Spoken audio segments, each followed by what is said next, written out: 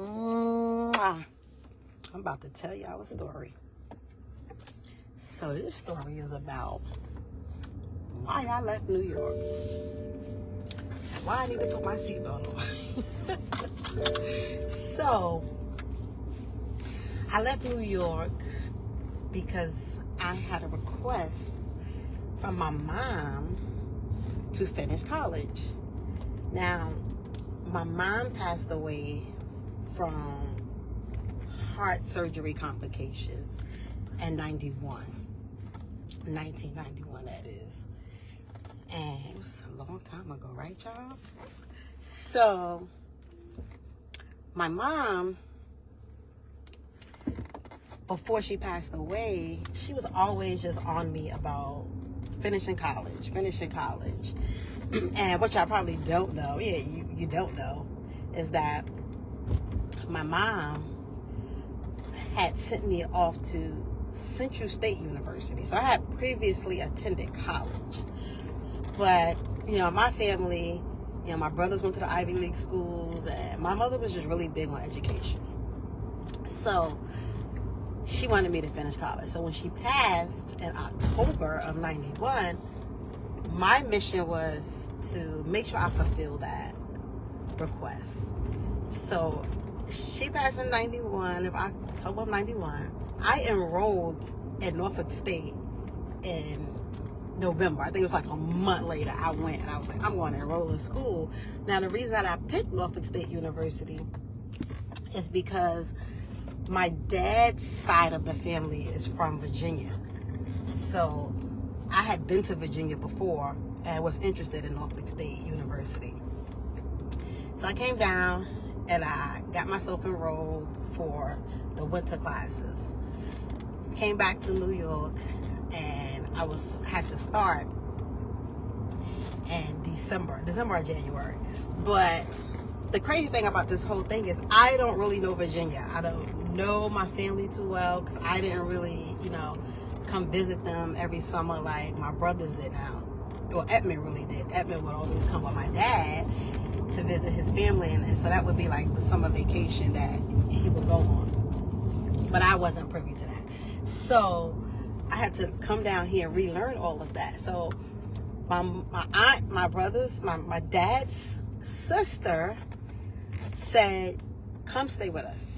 She was feeling sorry for me. She said, just come and stay with us and till you get yourself together. And she didn't live that far from Norfolk State. So they told me I had this room. They made a little room for me. They said, it's going to be your room when you come back.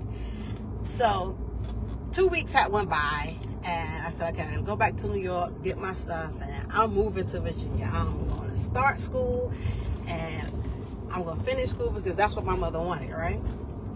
So when I come back, before all of that, I get up one day and to go back to Virginia to live. I got my stuff ready and my mom had passed and left, us some money, and I had purchased me a vehicle. So I had that, that 1991 Acura Coupe. So I bought me the 1991 Acura Coupe. I was old New York, so that was the car back then.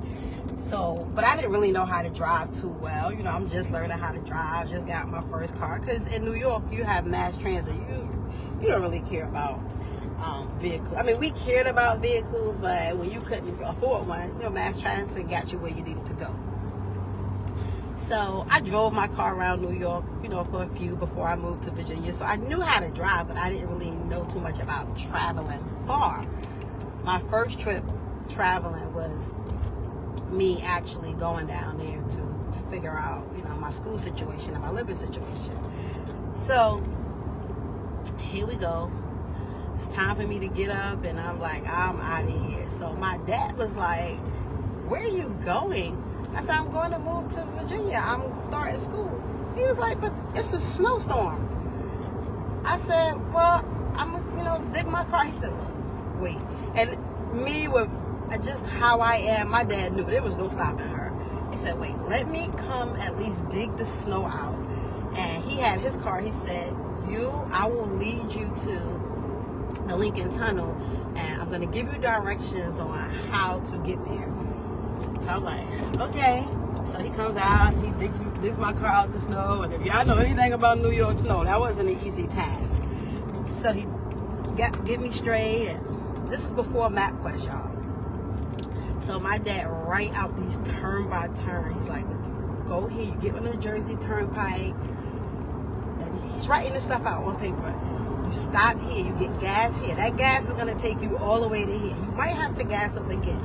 You gas here. So I had to leave early in the morning because, of course, they didn't want me driving at night. At the end of the day, I'm like 20, right?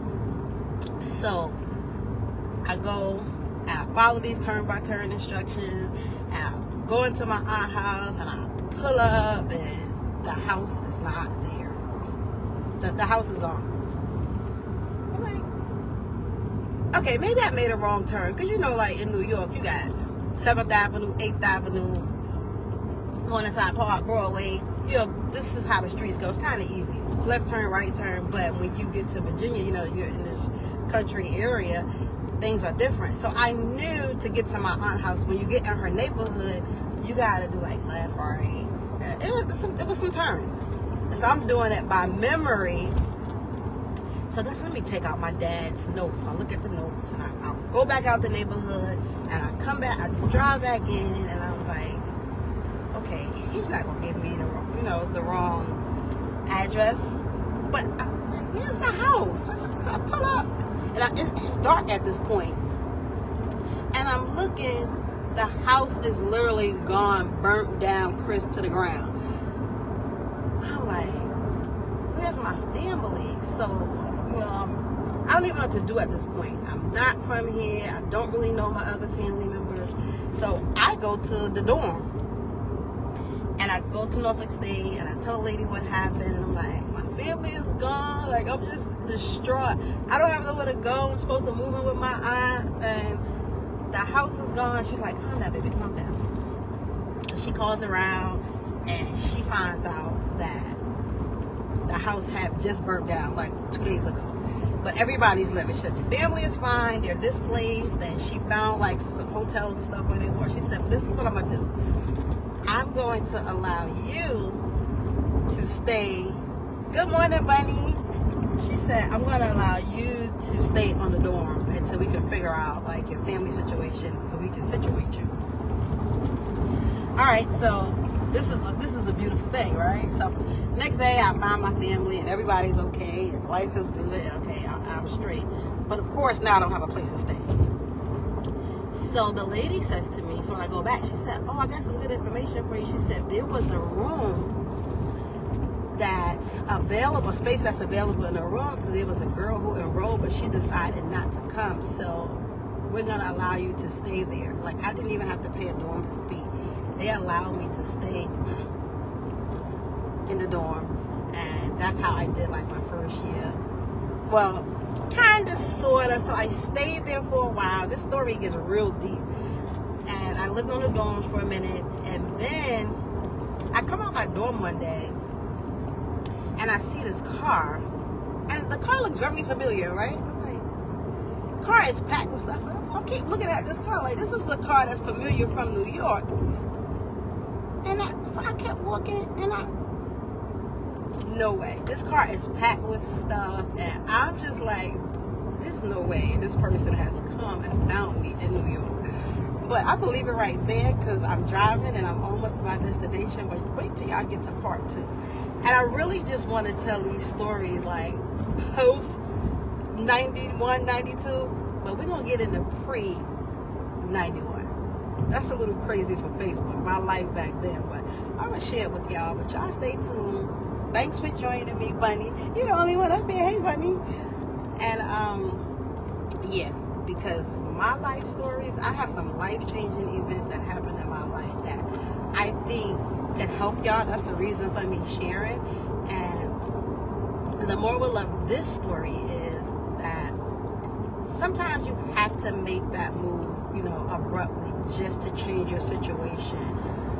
I knew, like, I would wake up every day in my house, and it was me, my brother, and my father, and we just were like, we were fragile, just losing, our rock.